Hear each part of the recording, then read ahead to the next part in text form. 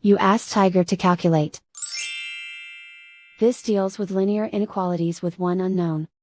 The final result is d greater than 2. Let's solve it step by step. Isolate the d. Divide both sides by 5.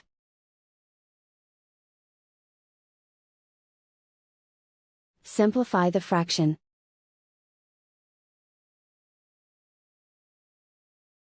Find the greatest common factor of the numerator and denominator.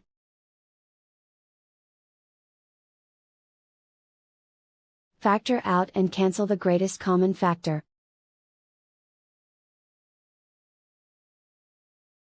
Plot the solution on a coordinate grid. And so the final result is d greater than 2.